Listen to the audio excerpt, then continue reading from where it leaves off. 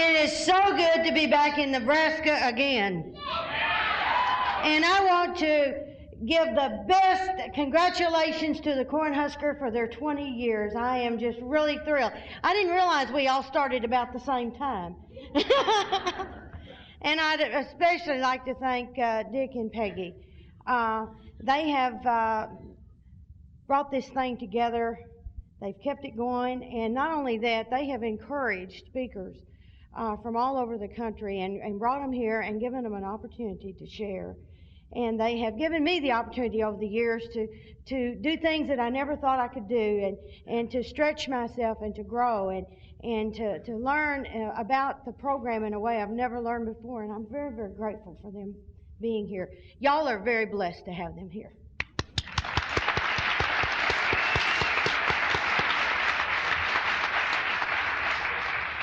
Well, my name is Mary Pearl, and I'm an Al-Anon who's happy, joyous, and free.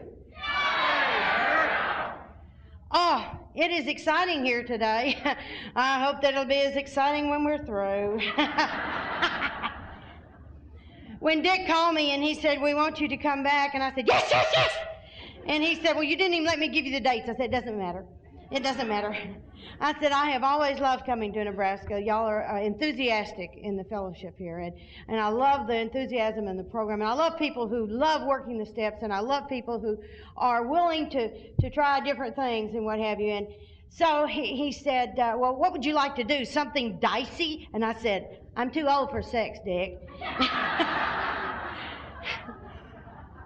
And I said, "Well, what do you have in mind?" He said, "Well, what would you like to do?" And I said, "Oh, I think I could probably just go crazy and talk about the big book." And he said, "Really? I like that." And I went, "Oh, God, what have I said?" A little terrified feeling came on the inside. You know, in a lot of places, it's not popular for an Al-Anon to mention the big book, much less read the big book, study the big book, or use the big book. But I haven't really cared about that ever in my life.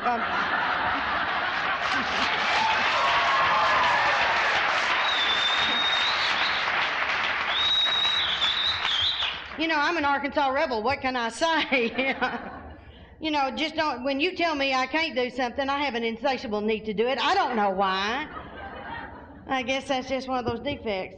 But I want to emphasize today that I'm here to share my experience, strength, and hope. And I have been raised on the Big Book of Alcoholics Anonymous. And for me to get up and to share and not mention the Big Book just wouldn't be right, you know, because that, you know, we're asked to share how we did it. And if you think about it, you know, when Al-Anon started, there was some stuff that was written in that book 13 years before Al-Anon ever came to pass, you know. And so obviously they were thinking about us at the time. But what I want to do is I want to tell you how I learned to make the Big Book mine. I'm not an authority on the Big Book, but I do know how the Big Book works for me. And that's what I want to share, making that book yours, just like anything else. Now, this doesn't mean that I don't read and study and practice the Al-Anon program and the literature. We have some really good literature in Al-Anon, but the Big Book enhanced my program to a dimension. It just made it all come alive for me because, you know, when I came in to the rooms of Al-Anon, we were not a bunch of happy campers. You didn't hear much laughter in the rooms of Al-Anon. We were sort of stuck with our hands to our head. And over there doing woe is me, woe is me. And what attracted me to the program was the fact that I got to go to open AA meetings because that's where you heard the laughter. And for God's sake, we love alcoholics. That's why we're here.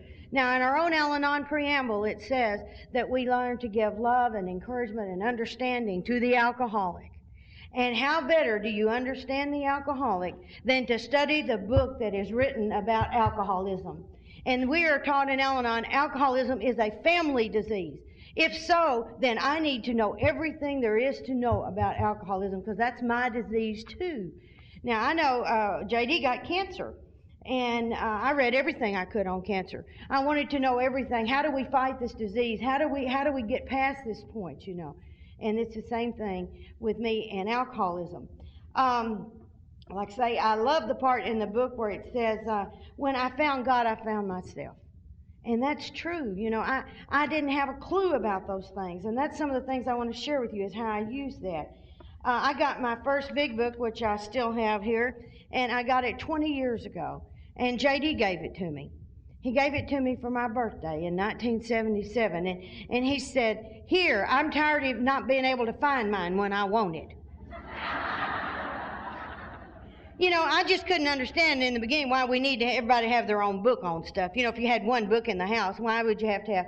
And then he didn't like because I wrote in his book, you know, and I circled things, but I was doing that so that he wouldn't miss it, you know.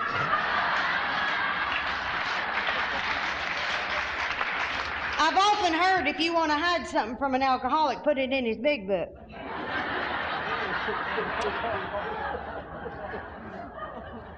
The thing about the big book was, the first time I read it, I'm going to be honest with you, I saw everything that he needed to do, and I was learning about him. But as I continued to read and study the book over the years, all of a sudden, a real miraculous thing happened. I found me on the pages of that book. I found me. My home group has a big book study meeting every Monday night at 6:30. So if you're ever down Arkansas way in North Little Rock, well, you're more than welcome to come and join us. It could be very enlightening. I get tickled at the alcoholics who come to the Al-Anon Big Book study, and they say, "We never thought about it that way. You know, we never thought about it. We've done it ours." But what's also funny, too, is it really scares them when they find out how many Al-Anons know about the Big Book. Well, we started that meeting in January of 1989, and it's helped us tremendously to understand how the disease affects the family, how it's affected our lives, because it is a family disease.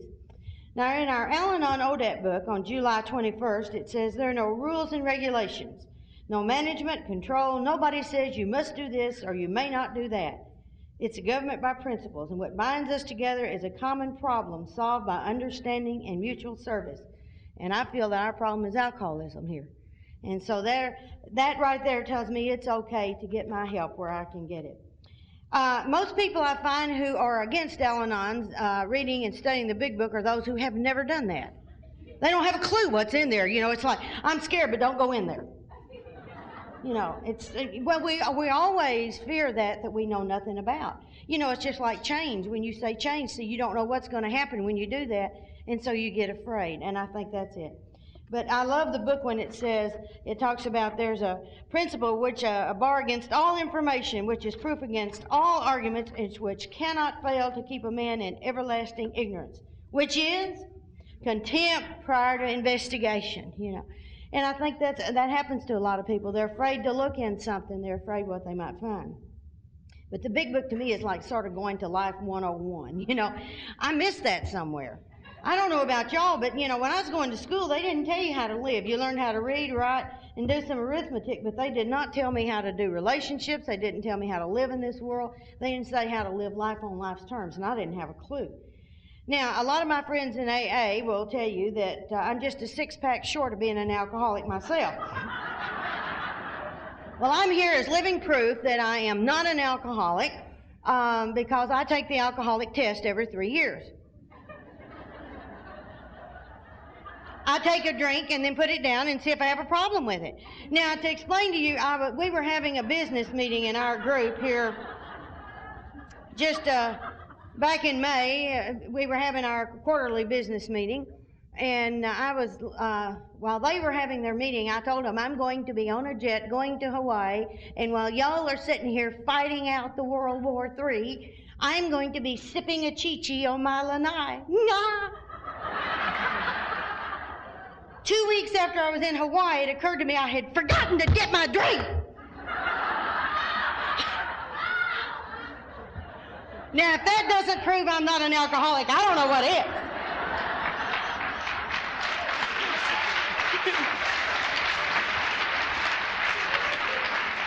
But I will tell you this, as soon as I remembered I had forgotten, I called and got one. And then I forgot to have another one before I left. You know, I enjoyed it while it was, but, you know, it's real funny. You know, the alcoholic doesn't realize, but with the real Al-Anon, you know, we are strangely insane when it comes to alcoholics, not just to the alcohol, you know. Like I say, we're told it's a family disease and we've been affected by someone else's drinking. And I can tell you that I was not affected by anyone's drinking in my immediate family, but my mother was raised in it. And let me tell you, if you're ever affected by an Al-Anon, you have a much greater problem than if you were affected. Well, there is no known reason for the neuroses, for God's sake. You know, you just know that you've got someone that ought to be a card-carrying certifiable nutcase that's out there functioning, you know. And you don't have a clue. But you see, that's how the disease continues on from person to person. And, you know, when I worked with Alateen kids, I was so amazed to find out that their biggest resentments were not with the practicing alcoholic, but it was with the dingy Al-Anon, you know. I understand he's drunk and he does that when he's drunk, but what's the matter with her? And I'm looking and I don't know. You know.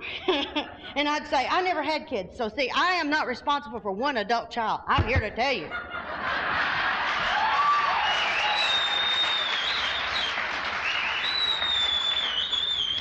You know, I don't have an allergy to alcohol. I don't have that allergy to alcohol. But I do have an obsession. You know, I mean, I can obsess on anything. If I think about it 3 times, I'm probably obsessing. You know, because I never do anything a little bit. You know, do it till you die on the spot. My God, you know. And so some of my favorites were excitement, attention, being needed. These were my obsessions, you know. I wanted to be loved. It seemed to me all my life I went everywhere just saying, all I want is just love me, you son of a bitch, love me. You know, it's hard to love people when they're talking to you like that. You know, I'm going to make you prove your love. And they say alcoholism is cunning, baffling, and powerful. I believe it, but more than that, the alcoholic is cunning, baffling, and powerful, you know. On one side, you got the allergy to drink, and you've got an obsession to drink it, you know. With an Al-Anon, you got an obsession to manage and control another human being, you know. Namely the alcoholic, you know. We seem to be obsessed with that person drinking, you know, and we believe that the problem is alcohol. And pretty soon we begin to really, both of us think that the problem is alcohol. But the problem isn't alcohol. And that's what I learned in the book. The problem is alcoholism. It doesn't become alcoholism, you know. Somebody sobers up. You think sobriety is the end of it all. I mean, we have reached our goal, and it's not. You know, it's just one of the things. It's a symptom of a disease. Alcohol is only the symptom, you know. And the book tells you that, you know. And it doesn't. What's amazing to me is, do you know a lot of people out there think the big book is designed to get an alcoholic sober? And that's not what the book says. The book says that it's there to help you to find a power within yourself, a higher power that'll help you to learn how to live so you don't have to drink. You know, it's not just about getting an alcoholic sober. And so it stresses that need of a higher power if we're going to overcome and recreate our lives. And God knows, haven't we all wanted to recreate our lives? How many times did you say, I want to start over? I wish I could have overs. You know, as a kid playing jacks, you know, you throw a rotten hand, you yell overs. And I wanted to do that all my life. And it didn't seem like I'd do any different, you know, until I got here and found out how to do overs. You know, you can start your life over again here. It's not like it used to be. And I also learned that a person has to make their own diagnosis, you know. I was always a person that, in fact, in my home group, every time we got somebody in that ended up over in AA, you know, I got the sponsor for some reason. And I said, God, am I in charge of diagnosis and referrals? You know, what is this deal? What's going on? What's going on? And the thing about it is, no, we each have to diagnose it's our own problem. And that's just like, we get lots of people who come into Al-Anon that think the problem is someone else. And they leave. And if they live, we'll get them back, you know. Because the thing about it is, the problem is not somebody else. The problem is me. When I'm looking in the mirror, I'm looking at the problem. And I didn't know that. I always thought it was somebody out there, you know. And I had to control. And, you know, an alcoholic needs to control their environment to be comfortable. Well, what does an Al-Anon do?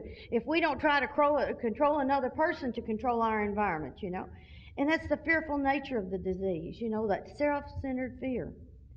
And everyone around it is affected by the disease, you know. And my thing was I kept trying to get it all together, you know. And I would tell JD, if you just straighten up and do right, you know. And I can remember one night in particular, my sister...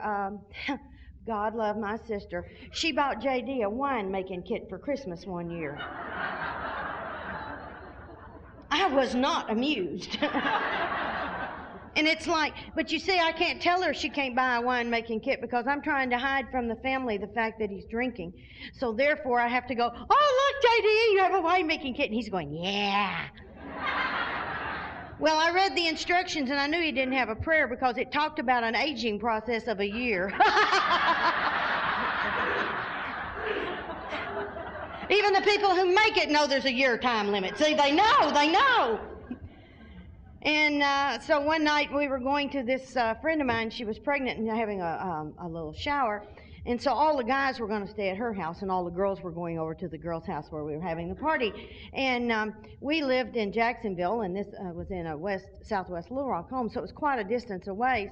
And so when I was taking my shower, I came out, and J.D. was sitting with what looked to be like an ice tea glass, which is a big glass in the South. We don't serve them little dinky things. We use big ones.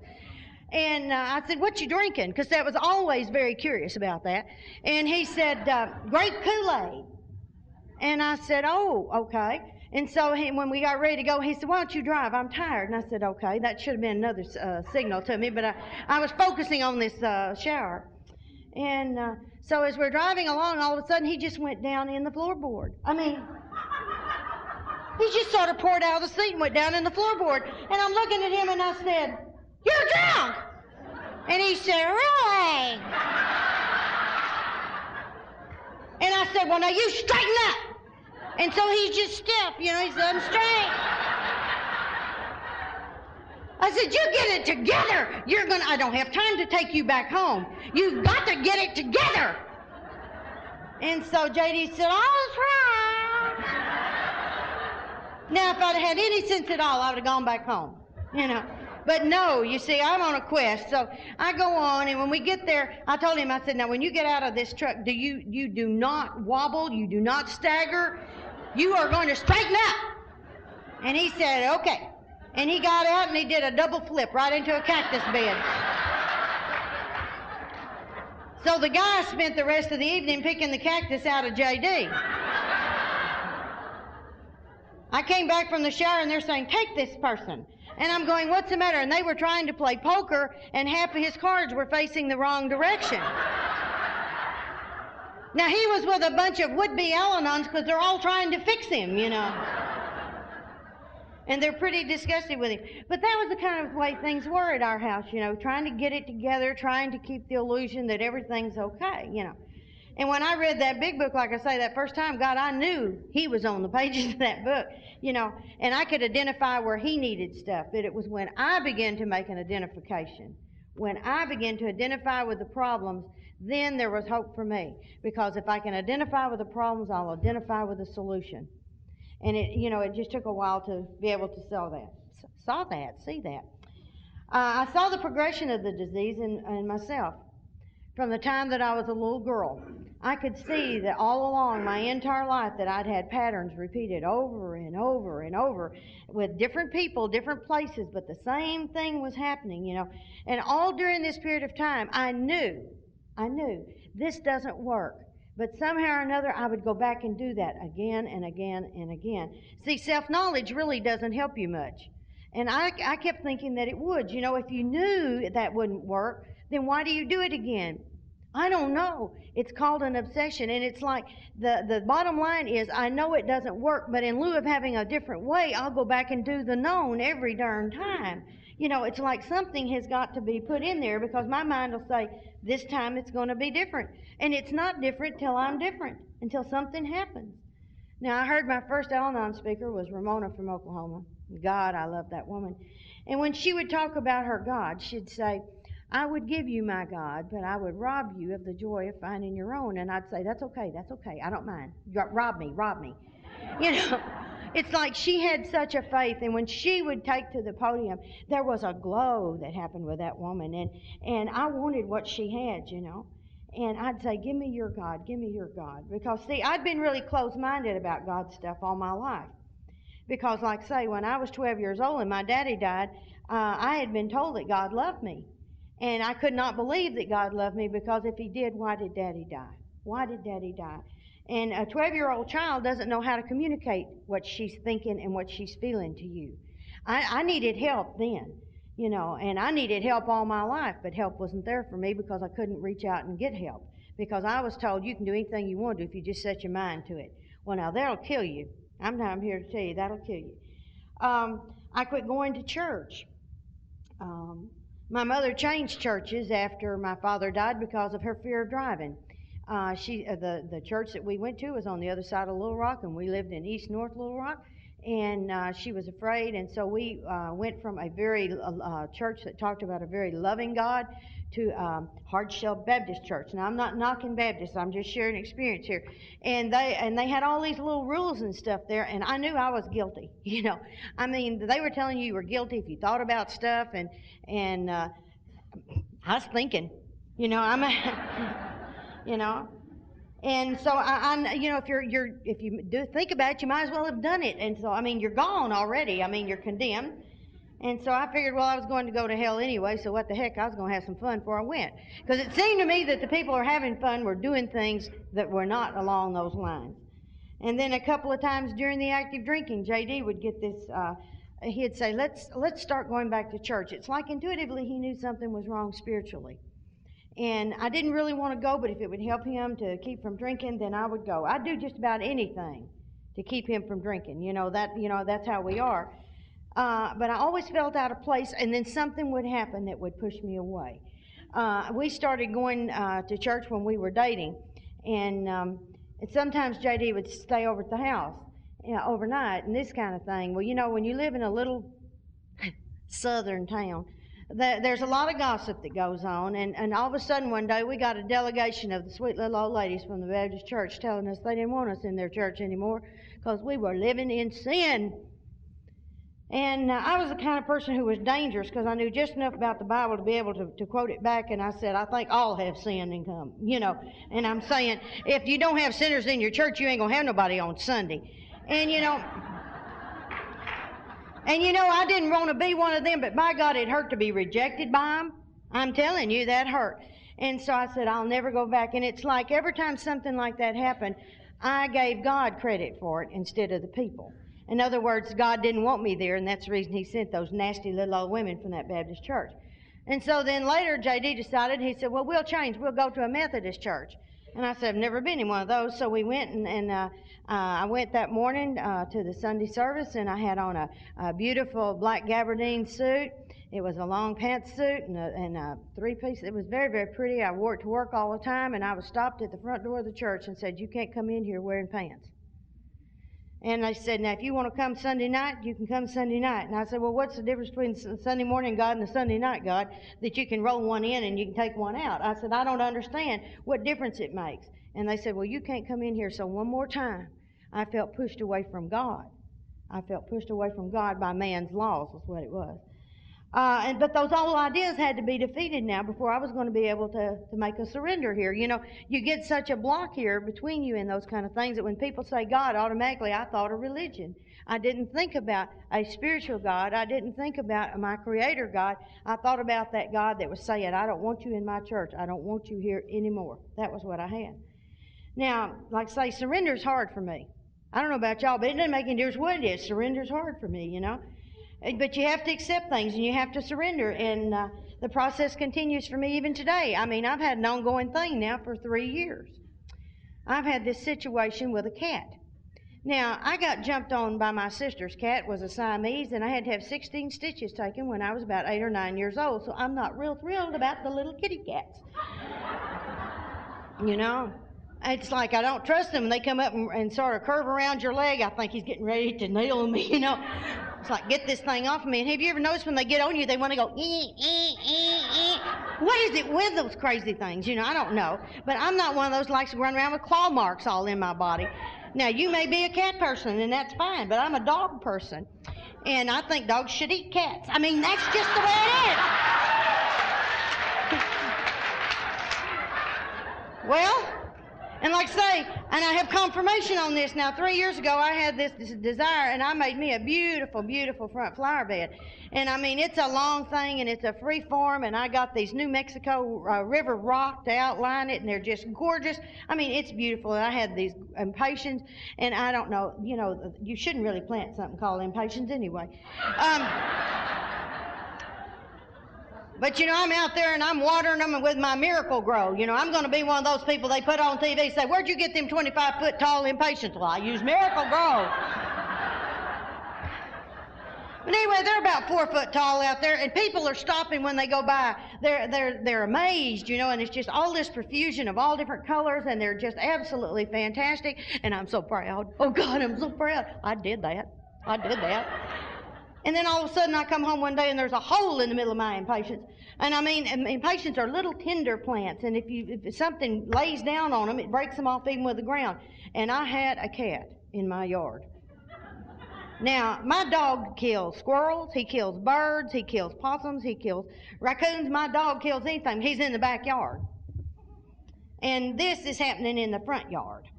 And so I called everybody and I said, how do you keep the cat out of your flower bed? And they said, well, he's attracted to the bird feeder, and so therefore, oh, that's wonderful. You come home one day and he's got one of your baby birds in his mouth. You are really thrilled about cat now. And so it began the war of who's going to win in the yard, me or the cat. And some people said put mothballs, and so I put out mothballs, 10 pounds of mothballs out there. Now, the place stunk to high heaven, but it didn't bother the cat. People said, put cracked cayenne pepper out there, you know. And so I got 2 of them great big things from Sam's, and I mean, I had everything. I mean, I couldn't even walk across my yard barefooted without burning the bottom of my feet. It didn't bother the cat. People said, well, spray him with water. Sprayed him with water. Didn't bother the cat. So then I got me a pellet gun. And so I pumped it up, and I shot the cat. And he would go, meow, but he would come back. This must be an alley-cat. I mean, you couldn't get rid of him, you know. I mean, he might have been an alcoholic cat. You know, I always said alcoholics, people worry about if they do this, they'll leave. Alcoholics are hard to get rid of, and the booger off your finger. You just can't do it.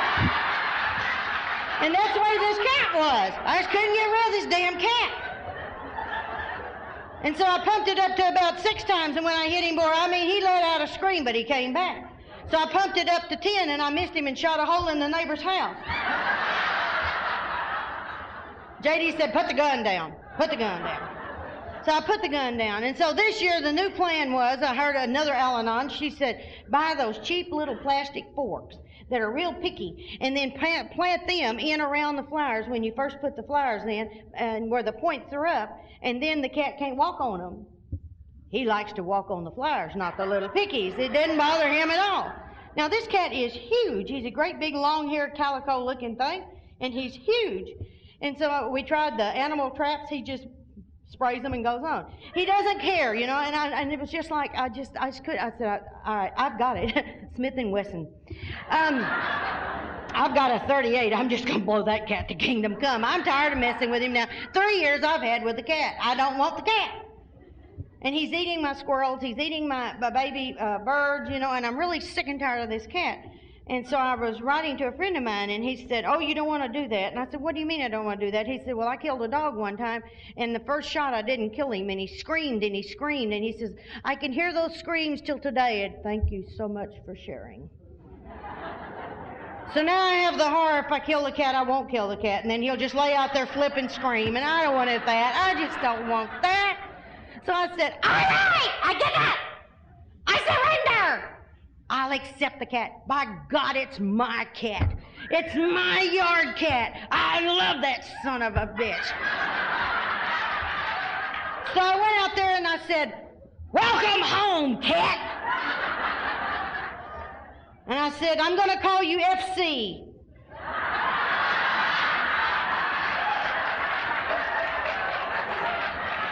So FC lays there and he goes, meow. The next morning, I'm standing there in my living room, and I'm looking out the window, and one of my happy squirrels has got a limb on my bonsai tree, and he's gnawing on it.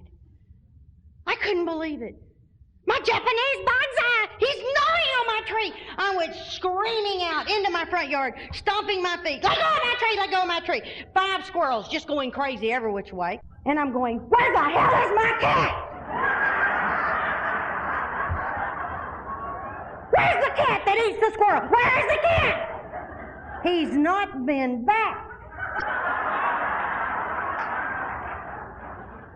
I asked the girl that stays at my house when I'm gone last night, I said, is the cat back home? She said, haven't seen him. The minute I accepted that cat, he went away. And you know, the funny part about that is, I know that is a principle. Whenever you accept something, when you surrender and accept it, it goes away. And it just never occurred to me that it worked on a cat. But now the really funny part of that story is, while I'm out there standing, screaming, yelling, "Where is my cat?" there's people going by my house that are going, "You see, I'm out there in my panties and bra."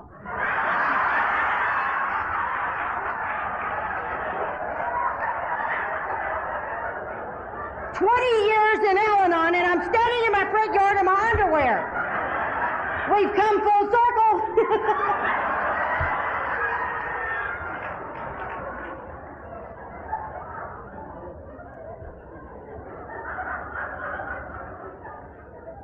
Well, the book does some basic things for me. It defines my problem. It tells me I'm powerless. It defines my solution, that I don't have the power to do it. And it tells me how to bring about the solution. You know, all of that's outlined, and it tells me that the solution is in working the 12-step method of recovery, as outlined in the book. You know, it's amazing to me. We used to say in our preamble, we worked the 12 steps of Alcoholics Anonymous, you know. They change stuff from time to time. And that was the thing, you know. But recovery begins when I'm willing to make a commitment to doing something different. When I'm ready to get a sponsor, when I'm ready to do the meetings, and most importantly, when I'm ready to do what I'm told to do without belly aching, questioning, and balking about it. That's when my recovery.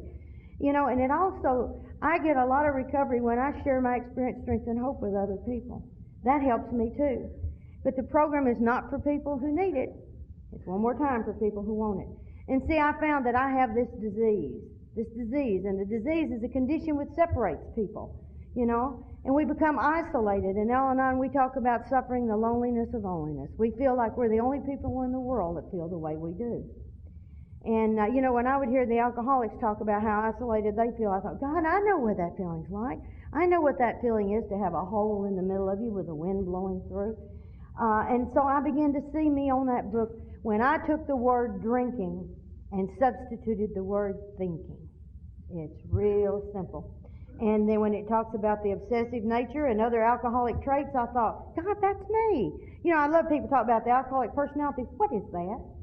What is that? I don't know. I have the same thing. I don't know that it's an alcoholic personality. It says that, you know, it's a mental obsession of the mind. It's accompanied with irritability, restlessness, and a feeling of discontent. Describes me pretty much, wouldn't you say about the cat? You know, when I was living in Newfoundland, you know, I had a lot of anger and restlessness and discontent, and I wasn't living with an alcoholic. I wasn't living with someone whose drinking bothered me. He bothered me when he wasn't drinking. Because I had a thing about my landlady, and I lived in an apartment. My landlady lived next door to me, you know. She's the one that I got her kids and went up the hill on the sled, you know. But I was irritable and restless, you know, and we had several little verbal altercations out there in the yard. And I didn't like her, and so I decided I would punish her. Because, see, revenge was a way of life for me. And they did not have door-to-door mail delivery. And she got really mad at me, and she told my husband she wouldn't accept the rent from me. Now, that's pretty bad when you won't take money from somebody. Shows you how bad she hated me. And I thought that was sort of funny. And so my husband said, well, I'll take it next door and pay her. I said, you will not. We'll mail it to her. And he said, but she'll have to walk 2 miles to the mailbox. I said, yeah. Every time I saw her walking, I'd go, yeah. You know, make her walk for it, you know. And then one day I was looking around in my house, and I said, it's real drab here in the bathroom. And when you were living in approved housing off base, they had to do certain things in order to be able to rent their places to the Americans. And so I wanted a bathroom window. And I went to the housing authority, and I got them to come out, and they said, yeah, we can authorize a bathroom window. And I told her, I said, it's been authorized. They sent her a letter, and I waited, and I didn't have a bathroom window. And God, I'd waited 3 or 4 days. And when I want a window, I want a window. And so I just, I took a hatchet, and I chopped a hole in the wall. I got a window. We went to war over a lot. See, I was constantly doing stuff. And it, you know, that irritability, that restlessness and discontent was always focused. It was if she'd do this, if he'd do that, if they'd do this, then I could be okay. And when this didn't fix me, then I had the clubs. God, I loved to go to the clubs because there was always laughter in the clubs. There was the drinking that was going on, and daily drinking became a part of my life, you know. So, the solution for an alcoholic is leaving alcohol alone or abstinence. And if you don't, you go insane and die. Well, an Al-Anon has pretty much the same kind of deal. We have to learn to accept or we'll go insane and die. And if you don't think I wasn't going insane over the cats, you weren't living in my neighborhood. And it just shows you can be obsessed about anything. And over the years, the more I look at it, when you see alcoholics come in and get sober, what do you got? A screaming Al-Anon. That's what you got, It just appears to me because we all have the same problems once they're sober. Our problems are all the same. Now, an allergy is an abnormal reaction to something. Well, my allergy is abnormal behavior, When I'd see the alcoholic, my behavior would get weird. And I could go from fear to anger to rage to revenge to murder. It wasn't a big deal. It wasn't a big stretch. I've left my car many times to go somewhere. I've gone in my car, and when I get to where I'm going, I don't even remember leaving home. Now, that's driving in a brownout. And what if something were to happen to you on the way that you weren't there? It's like, where were you? I don't know. I was in my head. That's where I was. I was going around and around up here. It's like the car was on automatic pilot, just going on down the road. And see, I know what allergies are all about. I've got sinus allergies. I'm allergic to insect stings. My mother said that's the reason I was so mean. I stuck my head in a wasp nest when I was a little child helping my daddy pick peaches in the backyard. And they just swarmed all over me. And the only thing I remember about that, I was 5 years old, was I remember they wouldn't let me go to sleep. And I was so tired and wanted to go to sleep, and they wouldn't let me. And the doctors had said that it was very bad if I had gone to sleep. But as a result, I'm extremely allergic to stuff like that. So, and then I had this thing about tangerines, I'm allergic to tangerines. And I didn't used to be, but you see, I abuse tangerines. I always liked tangerines, and I would tell myself they're small, eat 3. And then you have the size of an orange. And I'd forget, and one weekend I bought 3 dozen tangerines. And on Sunday night I asked J.D. what in the hell he had done with my tangerines. And he said, I hadn't touched your tangerines. I said, you have to. They're not here. He said, you've eaten. I said, I have not eaten 3 dozen tangerines in 3 days. He said, yeah, you have. Well, on Monday morning I couldn't wake up. I tried, but my eyes just wouldn't go. And they were just, I looked like the fly, And so I went to the eye doctor. I couldn't figure out what had happened to me. And he said, well, it looks like an allergic reaction to something. Have you done anything different? I said, no. And I was being sincere, And then he said, well, have you been around anything unusual? I said, no. And he said, well, have you eaten anything different? And so I went to the eye doctor. I couldn't figure out what had happened to me. And he said, well, it looks like an allergic reaction to something. Have you done anything different? I said, no. And I was being sincere, And then he said, well, have you been around anything? And doesn't that sound like the alcoholic? How many drinks you had? 2, couple, At least the Al-Anon, I could go to 3. And he said, 3 tangerines wouldn't do that. And I said, well, 3 dozen. And he said, what? And I said, well, 3 dozen. He said, 3 dozen tangerines? God, when he said it, it sounded so bad, if you just don't hear it like that, And he said, yeah, that'd probably do it. And so to this day, when I buy tangerines, I go to the store and I buy 1 tangerine. Because I know if I buy 6, I'll eat 6. If I buy a dozen, I'll eat a dozen. It's like the alcohol. Once I take the peeling off, it's till it's gone. I mean, there it is, And I never could understand why J.D. would throw the cap on the bottle away. You see, I wasn't relating to the obsession, the need to go ahead and to do. And even though I knew it would swell my eyes shut, I'd go ahead and I would eat the tangerines. And that's that insanity. The insanity of alcoholism, doing the same things over and over and over and expecting different results, And so what I would do also is I would go over and over to person wanting to be loved. And when Bill shares in his stories his feelings of loneliness and his need for excitement, need to feel important, God, I could relate to Bill, And then the thing of it is, I'd do the things I do, and then I can remember getting up in the morning and looking in the mirror and going, God, I got to where I couldn't look in the mirror anymore. You'd put your makeup on, but you couldn't look in the mirror. And one of the things I was told to do when I came in the program was do mirror talk. And I said, what's that? And they said, talk to yourself in the mirror. I couldn't do that. I couldn't look at me in the mirror. Because see, when I looked in the mirror, I got sick about what I saw. I saw all of that stuff that I had done. And those eyes were dead. There wasn't any light on in those eyes. And I just didn't want to do it. It took me a long time to go ahead and to do what my sponsor said. I'd go over there and I'd look in the mirror and I'd do those things, but it took a long time before that feeling of unworthiness and that self-loathing went away when I'd look in the mirror. But I had a lot of hope in Bill's story. And he said there was scarcely any form of trouble or misery which has not been overcome among us. My God, talk about promises on 83 and 84. There's a big promise. The thing that there's not anything that's happening out there that we can't go through together. That was a big promise to me.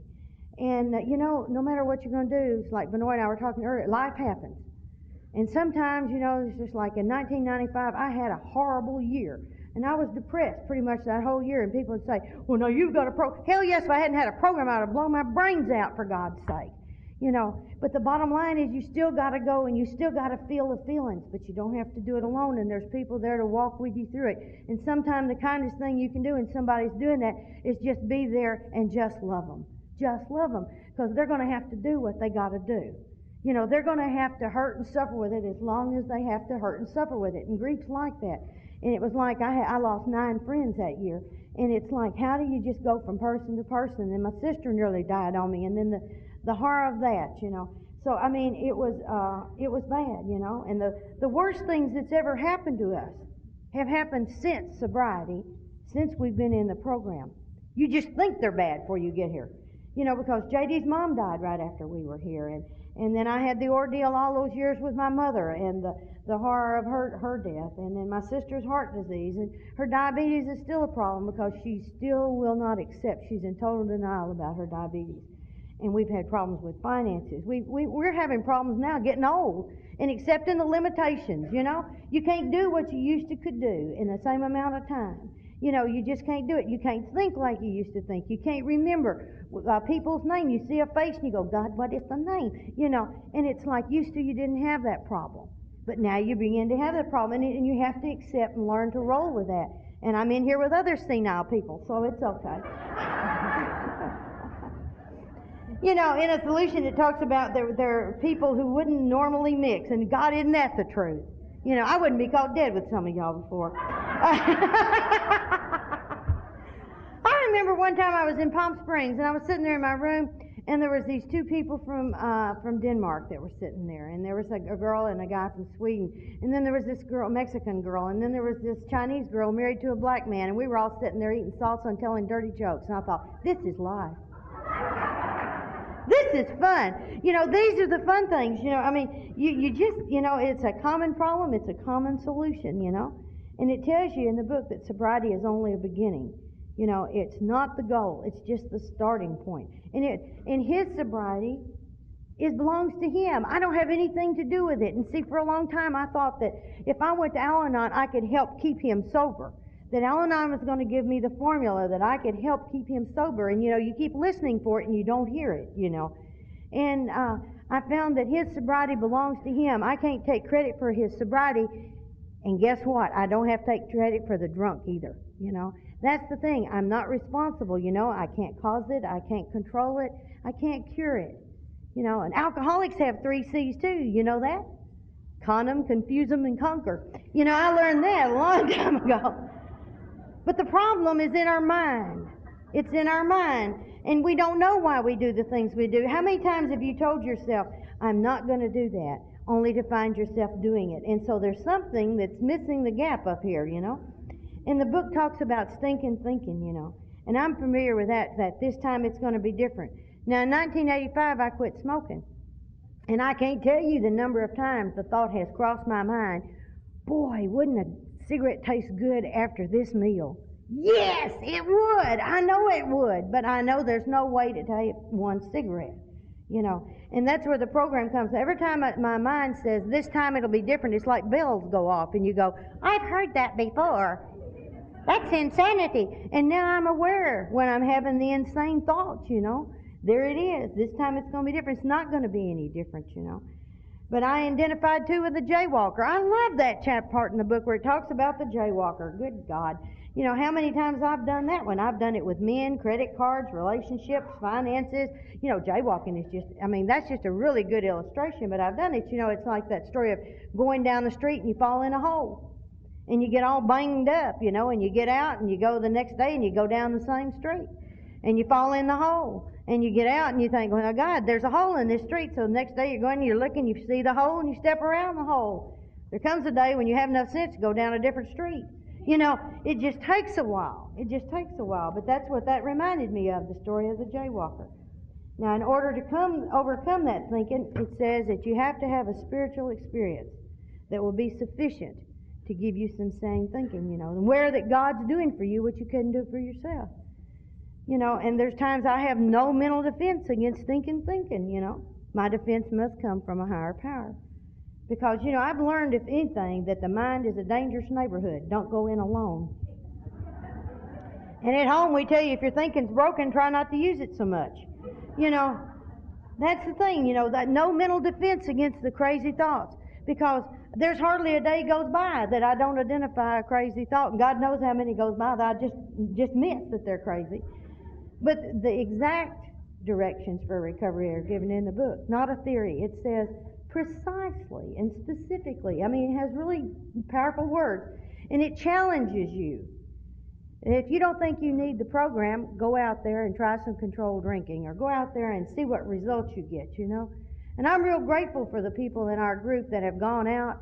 We call them retreads, those that come back the second time. I'm real grateful because, they look so bad, and I think they're doing it so I don't have to. Because when I see how bad they look, I know it ain't any better out there. It's not any better than it was out there when I came in, so I know I don't want to do that anymore. But you have to learn the proper use of your will, and that is to turn things over. That's the proper use of your will. I learned that in the book. I didn't realize there was a difference between being religious and spiritual. I didn't know that until I read the chapter on We Agnostics. I didn't know I was an agnostic until I read it. I don't think I had ever even heard the term. I just didn't think I believed in God, but I believed there was a God, And I didn't understand the God I had. I don't know who understood the God I had, and it isn't important, but it's not really so important that I understand God as that I know that God understands me. And that's what I've learned there. And I have to be willing to start the process, no matter how small.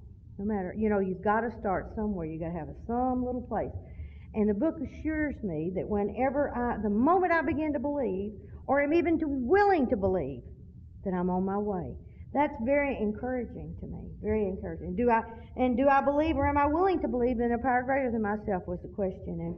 And, for a long time I felt that if you don't ask God for anything, then God may be there. But if you ask and He doesn't do it, that means He's not there for you. So I wouldn't ask. It took me a long time to be able to ask God and to identify and know that I was asking God. And that's the reason I told Him, hey, this is Mary Pearl at 409 Healy Street. I just didn't want Him confusing me with anybody else, I wanted to know that God was going to do something for me, that He was going to be there and going to take care of me. And it says care of God. That means God cares. God cares for you. And I didn't have much faith that God would work because I had this real spirit of unworthiness. I had done a lot of not good things.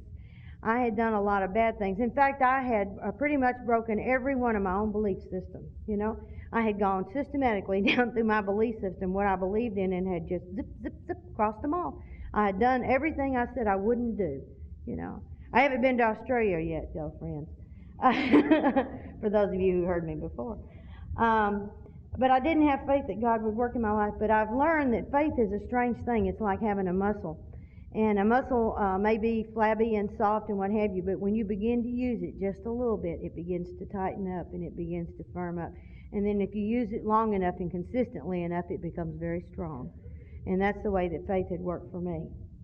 Now, I heard people share in rooms like this over and over what God did for them, what they couldn't do for themselves. And as I became willing to believe that God would do with that, He continues to do those things for me too. It's not like He'll do it for us and He won't do it for you. He'll do it for anybody that believes and asks Him to do it, And when my awareness of God today is the most powerful reason I have for even having faith. You see, I've seen results. I know it works. Faith works. And either God is or He isn't. It's pretty simple. God's everything or He's nothing. And it tells us in the book that some grow spiritually slowly and others faster. And I was glad to hear that too. Because, after hearing about Bill's experience, which was instantaneous, I thought, God, I didn't have that, Mine was more a daily, gradual awareness as things come on, and always sort of in retrospect. You know, things happen and then you look back and say, oh, yeah, I remember now that happened and this was what was going on. But it says the main thing is that God comes to all who seek Him. Now, that's a pretty powerful statement. To me, that's another promise right there. I really, really was glad about that. Now, the book talks about types of drinkers. I always get amused at those. Because in Al-Anon, we have types of thinkers. It says there's the moderate one, and to me, that's the person who can accept life on life's terms pretty well. The person who's not too deranged. And then we have the hard thinker, that person who studies a lot, that can modify their behavior, even if difficult sometimes. But then there's the real Al-Anon. And that's the one who's lost control over his thinking and does incredibly tragic things trying to control other people. He's irritable, restless, discontent, and fearful. And that described me. My main problem was me, you know. All my life I talked about the hypocrites in the church. You know, the people said, we love you and then don't come in. And, you know, we want to help you save your soul, but don't wear pants. I said, these are hypocrites, you know, but yet I was a hypocrite. I just did it in different ways, you know. I do it in things like, you know, we hate our defects when we see them in other people. And that's the reason I hated that so much. Because I'd say one thing and do another too. That was exactly, you know, but I had to find that God was working for me in a way, and He'd have to do impossible things for me in order for me to see it. Because anything that I could justify or rationalize wasn't God, you know.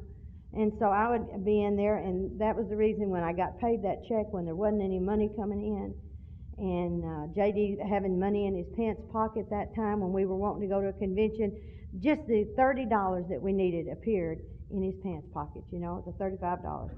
And God continues to work like that in my life. You know, those miracles, those things that happen, they're impossible to explain in any other way. Now, either I'm having a spiritual experience, a hot flash, or the air conditioning has gone. Now, I shared with y'all about 6 or 7 years ago how I got a computer. And I told you that I thought I needed a computer. People told me I needed a computer, but I was afraid I couldn't learn how to use a computer.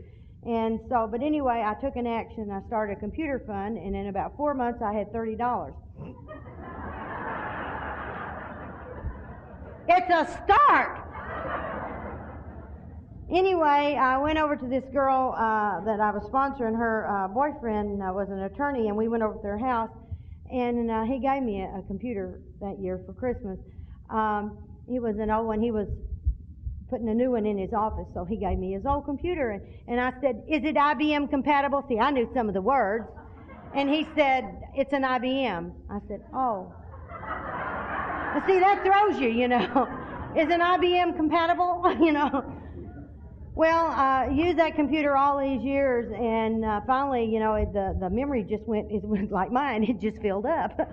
And they couldn't do anything. It was just a little 286, but God, I loved it, and I was scared to death, and I'm saying, I need something bigger and better. And then I'd hear all these terms, and I just didn't have a clue what people were talking about. RIM, ROM, RAM, whatever, you know. And basically, I had a word processor is what I was using it for, and I didn't even realize about all the stuff that was out there because mine didn't have enough memory to put anything on, so it wasn't anything to worry about. And I told J.D., though, I said, I'd really like to be able to do some more things. And so we talked about it, and we prayed about it, and I went shopping. And I went looking. Now, if you really want to get confused, you go to one of these 2 or 3 computer stores, you know, and they'll have, this one is the same, oh, yeah, but you got to have this one over here, and this one has this, and you know, this one stands up and waves at you, and this one talks to you, and oh, my God. Now, and do you want this one, or do you want a PC, or do you want an apple? And apple's a fruit. What are you doing, you know? And so finally I sat down, and I prayed about it, and I told J.D., I said, I think this is the one I want. And he said, well, go get it then, and we'll get it for you for Christmas. And I said, well, gosh, that's an awful lot of money. I said, J.D., that's over $3,000, you know, to get this one, because, I mean, this one is really nifty. And I said, it's like a 4X, and it's whatever. And he's going, yeah. Because, see, J.D. knows less than I do, which is, you know, the blind leading the blind at our house. Anyway, I said, okay, this is the decision. And so I said, this is what I'm going to do tomorrow. 15 minutes later, the telephone rang. 15 minutes. And this man said, hello, this is Santa Claus. Now, I have a lot of weird friends, and I'm thinking this is a joke. And I said, is this a joke? And he said, no. And he said, I live up in the north. And I said, you do? He said, yeah, I live in South Dakota. And I said, oh, you do? And he said, yeah, I live at Gateway. And I said, so? And he said, well, a bunch of the elves have gotten together and decided that you need a computer that'll last you for a lifetime, and so we're building you one and we're going to send it to you. And I said, who? And he said, they told me to say they prefer to remain anonymous. And I said, you're kidding. He said, now it won't be there in time for Christmas, but he said it'll be there after the first of the year. And I said, really? And he said, yeah. And he said, and they're throwing in a color printer too.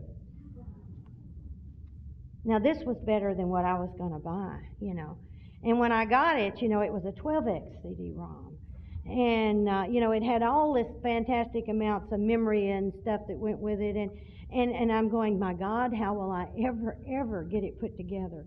I don't know anything about this kind of stuff. And this girl that used to work in computers had come over and put my other one together, and she doesn't even go with Al-Anon anymore. How dare she quit when I was going to need her? And one of the gentlemen that I sponsor owns a big company, and he said he was sending over the head of his computer department, and he did, and he put it together and showed me how to use my computer. And it does everything but walk. It does walk and talk. I'm here to tell you. And I've learned more in the last 6 months than I knew in the past 7 years. And, and it has really been a help to me. And if you want to understand powerlessness, get you a computer. It tells you stuff. You find yourself talking to a screen. I swear to God, you do. It puts up little messages, and you go, well, what the hell does that mean? You've made a fatal error. Well, good for me.